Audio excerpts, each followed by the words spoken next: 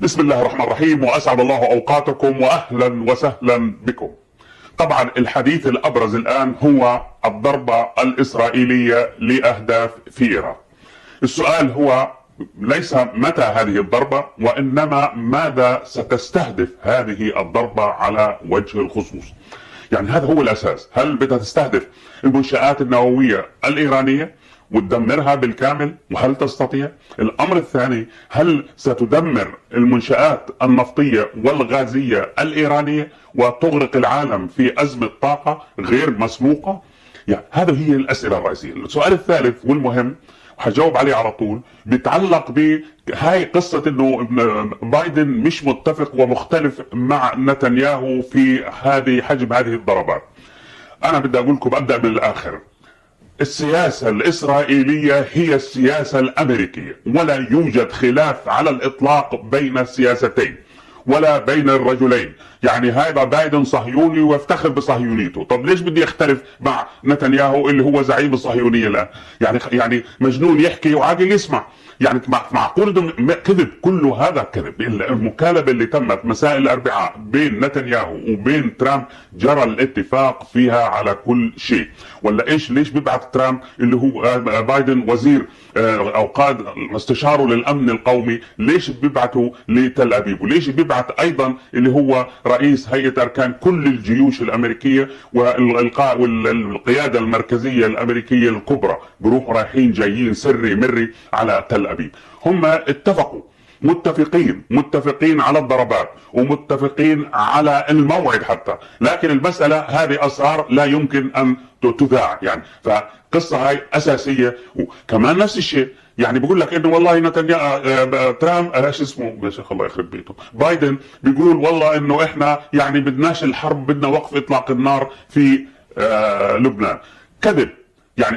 يعني وزارة الخارجية الأمريكية وأطلق المتحدث باسمها تصريحا قال يوم الثلاثاء، قال فيها بالحرف الواحد: نحن لا نريد وقف إطلاق النار في لبنان. بالحرف كان وموثق هذا الكلام. طيب بدوش وقف إطلاق النار، إيش بده يدمر حزب الله.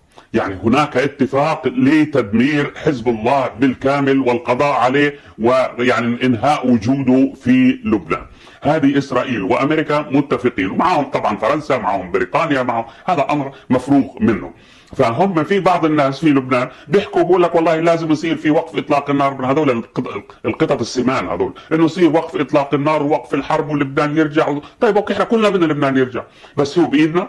مش بايدنا، ولا بايد امريكا ولا بايد اسرائيل، بايد الشعب اللبناني. الشعب اللبناني بده يدافع عن وطنه، بده يدافع عن ارضه، وبده كمان يكون جزء من المنطقه وليس جزءا معزولا عن المنطقه. فالان اذا صار في وقف اطلاق النار في لبنان، واسمعوا مني طبعا في ضغوط الان تمارس كثيره على حزب الله، اذا صار في وقف اطلاق النار الخطوه الثانيه هي نزع سلاح حزب الله. هذه، واذا ما نزعش سلاحه، طب كيف وقفت اطلاق النار؟ بدهم ينزعوا سلاحه، بدهم يخلعوا اللي هي انيابه، بدهم يقصقصوا كل اظافره، يعني بدهم اياه يضلوا يعني ابدا، بس انه يعني ما فيش اي شيء، يصلوا ويصوموا والحمد لله وانتهت القصه. هذا المطلوب الان من لبنان. فلكن حزب الله قيادة حزب الله، القيادة الميدانية، ترى الأمور مختلفة كليا عن الصورة اللي بيعرضها البعض في السلطات اللبنانية المدنية. فليش الآن في يعني أعمال بطولية تتم حقيقة، يعني في بطولات بتتم في الاشتباكات على الحدود وفي العمق الإسرائيلي. وصلت صواريخ حزب الله إلى حيفا، وصلت إلى كريات شمونة، وطردوا من كريات شمونة 25,000 مستوطن. 25,000 مستوطن كانوا في كريات شمونة. طيب نتنياهو بده يرجع المستوطنين، هاي اجاله زيادة 25,000 انضافوا للآخرين حوالي 150,000. فالأمور تمشي بغير مصلحة نتنياهو. فهم ايش بدهم؟ هم بيقولوا انه حسب جالنت، يعني قال لك انه احنا الان نواجه اخطبوطا راسه في طهران واذرعه في اليمن، في غزة، في الضفة، في الحشد الشعبي في العراق، في لبنان. فاحنا لازم نقصقص الاذرع ونضرب الراس. هذه بالضبط صور اخطبوط، وانه احنا راس الاخطبوط في ايران، احنا علينا نضرب الاخطبوط. فهذه الان يعني بيعتقد نتنياهو وجالنتس وكل العصابه اللي بتحكم الان بيعتقدوا انه هذا الوقت مناسب وثمين جدا لتنفيذ هذه الخطه، اي قطع راس الاخطبوط بمعنى اللي هو في ايران.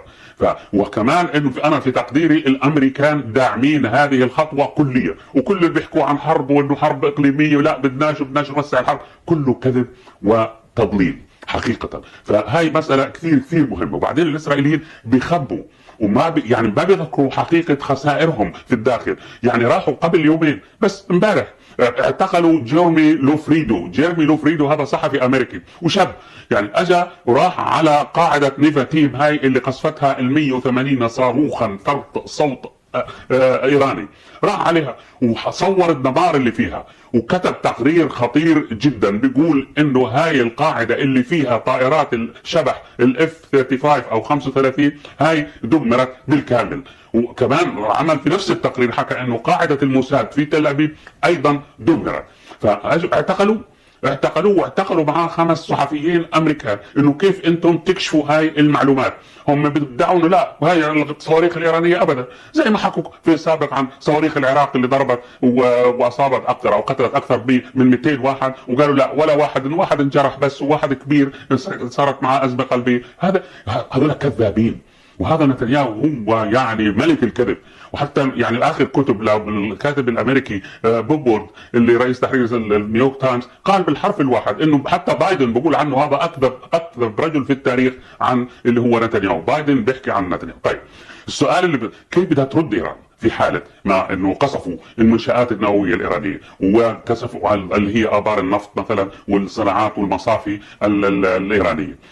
الرد حسب يعني هناك مصادر بتأكد انه حيكون الرد الايراني ضخما جدا. اولا في اهم 3 مصافي للنفط في دولة الاحتلال في فلسطين المحتلة ستدمر بالكامل. هذا الامر الاخر انه حيضربوا ايضا، حتى اذا ضربوا المفاعل النووية والمفاعلات النووية الايرانية سيضربوا مفاعل ديمونا. والصواريخ الاخيرة في النقب، والنقب مش بعيدة عن ديمونا يعني اللي هي حيث يوجد المنشآت النووية الاسرائيلية. هذا الامر الاخر كمان حيدمروا كل محطات الماء والكهرباء. يعني هذا علي وعلى اعدائي، يعني خلاص انه يا روح ما بعدك روح، هاي حرب اخر حرب.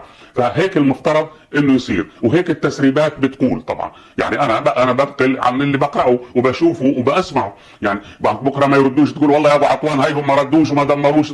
انا بحكي ايش اللي موجود الان، ايش بدي يصير بعد بكره بعد شهر هذا امر اخر. فالرد حيكون حسب ما هو او حسب التسريبات تقول بان ايران ستطلق كل ما عندها من صواريخ فرد صوت قبل ما ترجع الطائرات الاسرائيليه الشبح وترجع لقواعدها. حتى اذا رجعت مش حتلقى قواعد، حتكون كل المطارات دمرت. بدها تروح والله عند حبايبهم العرب المطبعين تروح، بس انه ترجع على اسرائيل ما حتلاقي محل ترجع عليه. هذه كمان امر اخر بدي احكي في عند ايران 3000 صاروخ فرد صوت.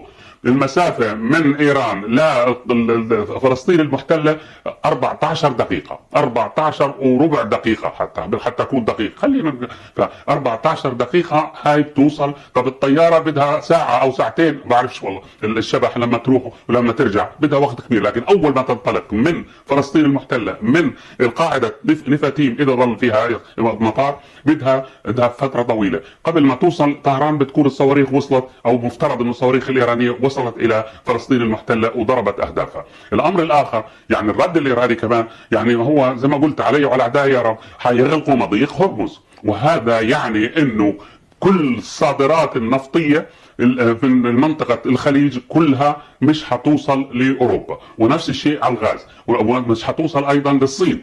يعني بده يصير أزمة طاقة عالمية، وحترفع الأسعار إلى أكثر من $100 البرميل، يمكن 150 يمكن $200 حسب قديش تطول الأزمة. والآن إحنا في أوروبا بنعيش الصقيع. فهاي مضيق هرمز سيغلق، بحر العرب سيغلق، الباب المندب سيغلق وحيسكروه اللي هم اليمنيين الى الابد حتى، وعندهم خطط موضوعه لاغلاقه بالكامل. فهذا بده يصير ازمه عالميه. مين اللي بيعمل الازمه العالميه هاي؟ هو نتنياهو. ومين اللي بيطبطب عليه؟ هو بايدن. هاي القصة الأساسية. بالأمر آخر بدي أحكي كمان إنه صواريخ حزب الله الدقيقة ما طلعتش لحتى الآن إلا على يعني نادر.